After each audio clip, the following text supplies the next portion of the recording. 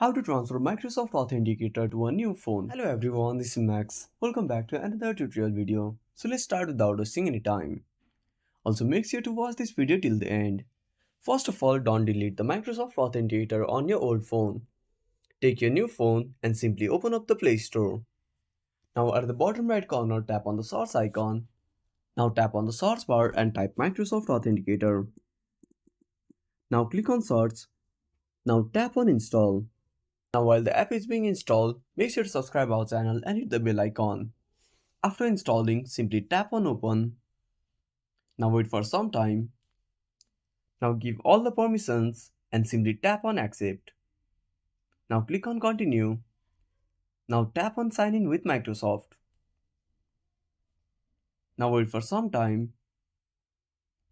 Now enter your email address. Now after entering, simply tap on next. Now then open up Microsoft Authenticator on your old phone. Now enter the code that you see on the display. And that's it, your account will be transferred.